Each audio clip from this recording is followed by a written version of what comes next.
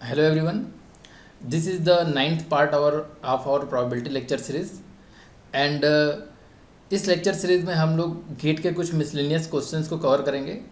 इस पार्ट में हम जो भी क्वेश्चन बनाने वाले हैं पहले आप उस क्वेश्चन को पहले खुद से ट्राई कीजिएगा, वीडियो को पॉज करके आप खुद से ट्राई कीजिए और बन जाता है तो आप मुझे इसका आंसर कमेंट में लाइक क्वेश्चन फर्स्ट का आंसर दिस, क्वेश्चन सेकंड का आंसर, ठीक है, जो भी आंसर होगा आप मुझे कमेंट में बताइए। और फिर नहीं बनता है तो आप मेरे सॉल्यूशन आप देखते जाइए, ठीक है, क्योंकि ये सारे टॉपिक्स मैं प्रीवियस पार्ट्स में कवर कर चुका हूँ तो आई थिंक आपसे ये सारे क्वेश्चन बन जाने चाहिए। तो हम लोग सबसे पहला क्वेश्चन देखते हैं। ये क्वेश्चन गेट 2014 में इलेक्ट्रॉनिक्स ब्रांच में आया था। गेट 2014 में इलेक्ट्रॉनिक्स ब्रांच में आया था ये क्वेश्चन, ठीक है। कंडीशनल प्रोबेबिलिटी का क्वेश्चन है। मैंने वैसे भी आपको बताया रखा है कि कंडीशनल प्रोबेबिलिटी जो है वो गेट पॉइंट ऑफ व्यू से बहुत ही इंपॉर्टेंट है। Parcel from sender S to receiver R pass sequentially through two post offices. Each post office has a probability of 1/5 of losing the incoming parcel independently of all other parcels. Given that a parcel is lost, probability that it was lost by the second post office is, ठीक है। Question आपको समझ में आ गया है कि यहाँ पर हमारे पास क्या है। यहाँ पर हमारे पास एक सेंडर है, ठीक है। सेंडर मैं एक काम दूसरे कलर से बना देता हूँ, रेड उतना अच्छा नहीं दिखता। लेट्स सपोज यहाँ आपके पास क्या है, एक सेंडर है और एक रिसीवर है। और यहाँ पे क्या है, लेट्स सपोज यहाँ पे क्या है आपके पास, रिसीवर है। तो सेंडर और रिसीवर के बीच में क्या करता है ये, एक अगर हम लोग पार्सल भेजें तो पार्सल जो है वो 2 पोस्ट ऑफिसेस से होकर जाता है, ठीक है। Let's suppose this is our post office 1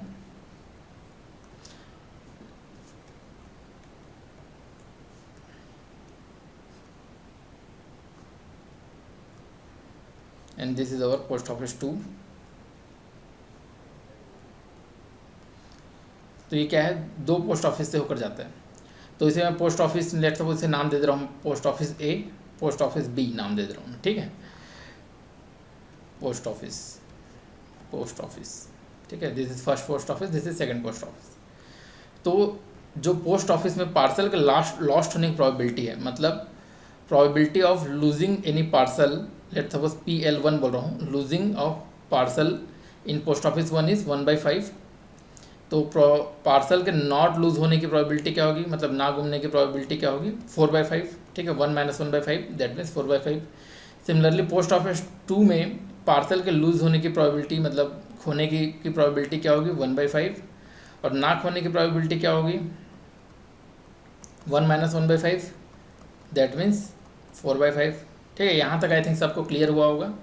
अब क्वेश्चन हमसे ये बोल रहा है कि पार्सल जो है वो खो गया, ठीक है, parcel is lost, then what is the probability that it was lost by second post office, ये पूछ रहा है। तो आपसे कंडीशनल प्रोबेबिलिटी पूछ रहा है, probability that parcel is lost, ये आपको गिवन कंडीशन है, probability that it was lost by the second post office, तो सेकंड पोस्ट ऑफिस से लॉस्ट होने की प्रोबेबिलिटी। तो probability that it was from second post office, तो मैं सेकंड पोस्ट ऑफिस का नाम दिया हूँ B, तो probability that it was from B when और पार्सल इज लॉस्ट, ये क्या है, कंडीशनल प्रोबेबिलिटी है। तो probability of B intersection L divide by probability of L। Probability of L मतलब probability of losing a parcel. तो यहाँ पर देखिए, अब हम सब चीज़ निकाल लेते हैं। Probability of B intersection L ये क्या शो कर रहा है, probability of B intersection L ये शो कर रहा है probability of losing a parcel by post office B, ठीक है, मतलब पोस्ट ऑफिस B के द्वारा पार्सल के गुम होने की प्रोबेबिलिटी को, ठीक है। तो ये बेसिकली क्या होगा, जनरली हम लोग गलती क्या करते हैं इस क्वेश्चन में, गलती कहाँ होती है कि B जो पोस्ट ऑफिस के द्वारा जो लूज होने की प्रोबेबिलिटी हम लोग यहाँ पर क्या देखते हैं 1/5, तो हमें क्या लगता है कि ये क्या होगा, हमारा 1/5 होगा। B इंटरसेक्शन L क्या होगा, 1/5 होगा, हम लोग ये सोचते हैं, ठीक है। और ज़्यादातर गलती यहाँ पर होती है कि 1/5 ऐसे को निकाल लेते हैं, बट ये गलत है, 1/5 नहीं होगा। देखिए जो पार्सल जो है वो पोस्ट ऑफिस बी के द्वारा कब लॉस किया जाएगा? पोस्ट ऑफिस बी के द्वारा तभी लॉस हो सकता है जब वो पोस्ट ऑफिस वन के द्वारा लॉस न हुआ हो, ठीक है। That means probability that a parcel is lost by post office B is parcel is not lost in post office 1 and lost in post office 2 या फिर पोस्ट ऑफिस बी कर सकते हैं, ए या बी, 1 और 2 को ए और बी नाम दिए हैं। तो probability that it is not lost by post office 1 is 4/5, ठीक है। एंड लिखा हूँ मतलब multiply, and it is lost by post office 2 is 1/5, तो क्या आ जाएगा 4/25, ओके। तो it is the probability that probability of losing a coin and it is losing by post office B is 4/25, ठीक है। अब हमारे को निकालना है probability of losing a, मतलब what is the probability that parcel will be lost। तो ठीक है, पार्सल लॉस्ट दो तरीके से हो सकता है, या तो वो पोस्ट ऑफिस क्या हो 1 के द्वारा या फिर पोस्ट ऑफिस ए के द्वारा लॉस्ट हो, या फिर और post office second post office that is post office B के द्वारा लॉस हो, ठीक है। तो पोस्ट ऑफिस ए के द्वारा लॉस होने की प्रोबेबिलिटी कितनी है 1/5, ठीक है। और लिखा हूँ, और मतलब प्लस क्या प्रोबेबिलिटी है कि वो बी के द्वारा लॉस हो। बी के द्वारा लॉस होने की प्रोबेबिलिटी हम लोग अभी भी निकाले 4/25, क्योंकि बी के द्वारा लॉस कब होगा, जब ए के द्वारा लॉस नहीं होगा और एंड बी के द्वारा लॉस होगा। तो 4/25 प्लस 1/25 दैट मीन्स 25, और तो 5 + 4 that means 9/25। 9/25 is the total probability that parcel is lost. तो ये हमें मिल गया। अब हमें दोनों चीज़ें मिल चुकी हैं, तो अब हम लोग सिंपली इसमें यहाँ पर पुट कर सकते हैं। Probability of B intersection L क्या होगा, बी इंटरसेक्शन एल क्या होता है 4/25, यहाँ पे कैलकुलेट किए, और प्रोबेबिलिटी ऑफ लॉस्ट क्या होगा 9/25, 9/25, तो क्या आ जाएगा 4/9। तो 4/9 को आप कैलकुलेटर से सॉल्व करेंगे तो क्या आएगा 4/9 मीन्स 0.444, 0.444। तो ये क्वेश्चन जो था एक न्यूमेरिकल आंसर टाइप का क्वेश्चन था, तो आप यहाँ पे आप न्यूमेरिकल आंसर पुट कर सकते हैं 0.445 या फिर 0.444, ठीक है। तो दिस विल बी आंसर। तो मुझे लगता है आप लोगों से भी ये क्वेश्चन बन गया हो। बस यहाँ पर आपको ये ध्यान ये रखना है कि यहाँ पर ये गलती नहीं करना है कि बी इंटरसेक्शन एल का मतलब ये नहीं है कि आप 1/5 लगा दें। Post office second post office के द्वारा तभी लॉस होगा जब फर्स्ट पोस्ट ऑफिस के द्वारा लॉस नहीं होगा, ठीक है। तो ये इस क्वेश्चन में ये ध्यान रखना था, ठीक है। सेकंड क्वेश्चन देखिए, सेकंड क्वेश्चन बहुत सिंपल है, गेट 2014 का क्वेश्चन है, ये भी इलेक्ट्रिकल ब्रांच का। ये क्वेश्चन किसका है, इलेक्ट्रिकल ब्रांच का है, गेट 2014 का ही है, ठीक है।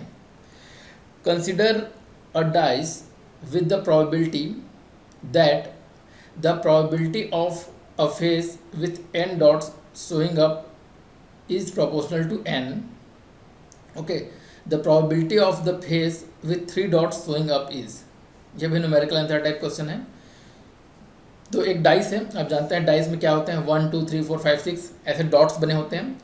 तो जो भी डॉट्स हैं उन डॉट्स के अप में आने की प्रोबेबिलिटी जो होगी वो उसके नंबर ऑफ डॉट्स के बराबर होगी। लाइक 1 की प्रोबेबिलिटी जो है वो बराबर नहीं होगी, मतलब उसके प्रोपोर्शनल होगी। क्या लिखा है, प्रोपोर्शनल टू n लिखा है ना, प्रोपोर्शनल टू n। तो उसमें जितने डॉट्स हैं उसके प्रोपोर्शनल होगी। लाइक 1 है तो लेट सपोज 1 के प्रोपोर्शनल, 2 है तो 2 के प्रोपोर्शनल, 3 है तो 3 के प्रोपोर्शनल, ठीक है। देन तो क्या प्रोबेबिलिटी है कि जो 3 डॉट्स मतलब 3 आने की जो प्रोबेबिलिटी है वो क्या होगी। तो लेट सपोज हम लोग इसको एज्यूम कर लेते हैं, लेट सपोज एज्यूम, ठीक है। आप लोग पहले आई थिंक मुझे लगता है ट्राई किए होंगे और आपसे बन गया होगा। तो एज्यूम कर लीजिए कि जो 1 आने की प्रोबेबिलिटी है दैट इज़ प्रोपोर्शनल टू 1, मतलब दैट इज़, इसको एज्यूम कर लेते हैं कि ये p है, ठीक है। तो 2 आने की जो प्रोबेबिलिटी होगी वो क्या होगी, वो 2 के प्रोपोर्शनल होगा तो 2p लिख लेते हैं, ठीक है। 3 के आने की प्रोबेबिलिटी क्या है, 3 के प्रोपोर्शनल होगा तो उसे 3p लिख लेते हैं, ठीक है। 4 आने की प्रोबेबिलिटी 4 के प्रोपोर्शनल होगा तो उसे लेट सपोज 4p लिख लेते हैं, 5 का 5p एंड 6 का 6 आने की प्रोबेबिलिटी 6p के बराबर होगी। ठीक है, तो जो भी नंबर्स आने की प्रोबेबिलिटी है वो उस नंबर से प्रोपोर्शनल होगी। और हम लोग क्या जानते हैं, जब आप डाइस को थ्रो करेंगे तो कोई ना कोई इनमें से कोई ना कोई एक नंबर तो आएगा ही, मतलब टोटल प्रोबेबिलिटी क्या होगी, टोटल प्रोबेबिलिटीज़ का सम क्या होगा, ये होगा हमारा 1। That means probability of getting 1 plus probability of getting 2 plus probability of getting 3, ठीक है, up to probability of getting 6, ये क्या होगा 1 होगा। ठीक है, टोटल प्रोबेबिलिटी मतलब आप डाइस को थ्रो करेंगे कोई ना कोई नंबर तो आएगा ही, तो सर्टेन इवेंट है, सर्टेन इवेंट्स की प्रोबेबिलिटी मतलब 1। तो आप इसे ऐड करेंगे तो क्या आ जाएगा, 2 + 3 3 5 10 में 15 और 20 और 21, तो क्या आ जाएगा 21p = 1। तो p = क्या आ जाएगा 1/21। तो ये हमारा क्या निकला, p की वैल्यू निकली है। बट हमसे क्या पूछा गया है, p नहीं पूछा गया, हमसे पूछा गया है the probability of the face with 3 dots showing up. 3 dots showing up मतलब 3 आने की प्रोबेबिलिटी, 3 आने की प्रोबेबिलिटी क्या होगी 3p, मतलब 3 × 1/21 तो 1/7। ठीक है, 1/7 मतलब 0.142 अराउंड आएगा। ठीक है, तो ये भी एक न्यूमेरिकल आंसर टाइप क्वेश्चन था जिसका आंसर क्या होगा अराउंड 0.142। तो ठीक है, this was a easy question, I hope आपसे ये बन गया होगा। तो चलते हैं थर्ड क्वेश्चन की ओर, इसे भी आप ट्राई कीजिए और आपसे बन जाता है तो मुझे कमेंट में आंसर बताइए। तो मुझे लगता है आप लोगों ने इसे भी ट्राई किया होगा, मुझे लगता है आप लोग इसे भी ट्राई किए होंगे और आप मुझे आंसर कमेंट में बता चुके होंगे, लेकिन फिर भी हम इसे एक बार देख लेते हैं। 2 players A and B alternate keep rolling a fair dice। ठीक है, the person to get a 6 first wins the game। given that player A starts the game, probability that A wins the game is। ठीक है, A और B 2 player हैं, वो दोनों क्या कर रहे हैं, एक फेयर डाई को रोल कर रहे हैं। ठीक है, जो जिसको भी पहले बार 6 मिला वो गेम जीत जाएगा। तो अगर A गेम शुरू करता है तो A के जीतने की प्रोबेबिलिटी क्या है। ठीक है, तो किसी भी डाई को अगर आप रोल करेंगे तो कोई भी नंबर हो, चाहे 6 हो, 1 हो, 2 हो, 3 हो, 4 हो, 5 हो, अगर फेयर डाइस है तो उस नंबर्स के आने की प्रोबेबिलिटी क्या होगी 1/6 होगी। ठीक है, तो मैं ऐसे लिख रहा हूँ प्रोबेबिलिटी ऑफ ए, ऐसे लिख रहा हूँ मतलब प्लेयर ए के 6 आने की प्रोबेबिलिटी क्या होगी 1/6, और मैं लिख रहा हूँ ए बार मतलब प्लेयर ए के 6 को छोड़ के किसी भी और नंबर आने की प्रोबेबिलिटी, 6 ना आने की प्रोबेबिलिटी क्या हो जाएगी 1 - 1/6, दैट मीन्स 5/6। सिमिलरली वो प्लेयर अगर जो दूसरा प्लेयर है वो अगर जब टॉस करेगा तो उसके में भी 6 आने की प्रोबेबिलिटी तो क्या रहेगी 1/6 ही रहेगी, और उसमें भी क्या होगा 6 नहीं आने की प्रोबेबिलिटी क्या होगी, क्या आ जाएगी 5/6 ही रहेगी। ठीक है, तो हमें जो पूछा है प्लेयर ए के विन होने की प्रोबेबिलिटी क्या होगी, और कंडीशन क्या है कि प्लेयर ए जो है वो गेम को स्टार्ट कर रहा है। तो प्लेयर ए अगर गेम को स्टार्ट कर रहा है तो अगर उसे पहले बार में ही अगर 6 मिल जाए तो वो गेम जीत जाएगा। ठीक है, और उसे पहले बार में अगर 6 ना मिले मतलब ए प्रोबेबिलिटी ऑफ ए बार, फिर बी वाला टॉस करेगा तो बी वाले को भी क्या होना चाहिए 6 नहीं मिलना चाहिए, एंड थर्ड टाइम जब ये टॉस करे तो उसे क्या मिलना चाहिए 6 मिलना चाहिए। ठीक है, ये हो गया। नेक्स्ट और क्या हो सकता है कि पहले बार में ए को 6 ना मिले, दूसरे बार में बी को 6 ना मिले, फिर अगले बार में क्या हो फिर ए को भी 6 ना मिले, फिर क्या हो बी को भी 6 ना मिले, फिर क्या मिले ए को 6 मिल जाए। इस तरीके से हम लोग इस तरीके का जब इवेंट्स होंगे तो ए क्या हो जाएगा जीतेगा। ठीक है, तो देखिए अब हम लोग बस जहाँ जहाँ पे और लिखा हूँ वहाँ पे मुझे प्लस लिखना है, और जहाँ जहाँ पे डॉट लगाया हूँ या फिर एंड लिखा हूँ वहाँ पे मुझे मल्टीप्लाई करना है। तो प्रोबेबिलिटी ऑफ ए मतलब ए के 6 आने की प्रोबेबिलिटी 1/6, और क्या लिखो प्लस ए के 6 नहीं आने की प्रोबेबिलिटी 5/6, बी के 6 नहीं आने की प्रोबेबिलिटी 5/6, फिर अगेन ए के 6 आने की प्रोबेबिलिटी 1/6, और लिखा हूँ मतलब प्लस 5/6 प्लस 5/6 प्लस नहीं यहाँ मल्टीप्लाई होगा, multiply 5/6 multiply 5/6 into 1/6 and so on, ऐसा चलेगा इन्फाइनाइट टाइम्स तक। ठीक है, तो इसको अगर हम थोड़ा अभी ये कन्वर्ट हो जाएगा हमारा जियोमेट्रिक प्रोग्रेशन में, जीपी में। अगर मैं इसमें से क्या करूँ, 1/6 को क्या करूँ, कॉमन निकाल लूँ, तो क्या बचेगा, 1 + 5/6 का square plus 5/6 to the power 4 plus 5/6 to the power 6 and so on. तो ये 1/6 हमारा बाहर है, और जो है ये हमारा कन्वर्ट हो चुका है एक जियोमेट्रिक प्रोग्रेशन में। तो लिख लीजिए आप साफ साफ 1/6, और जियोमेट्रिक प्रोग्रेशन का सम क्या होता है, sum of geometric progression first term divide by 1 minus common difference. तो यहाँ पे कॉमन डिफरेंस कितना है, 5/6 का square, this is the common difference. तो बस इसे आप थोड़ा सॉल्व कर लीजिए, आपका आंसर आ जाएगा। तो 1/6 और यहाँ पे क्या आ जाएगा, 1 - 1 - 25/36, 25 - 36 मतलब 1/6 इंटू 36 डिवाइड बाई 11, 36 - 25 मतलब 11, तो 6/11। इसका आंसर क्या होगा, 6/11।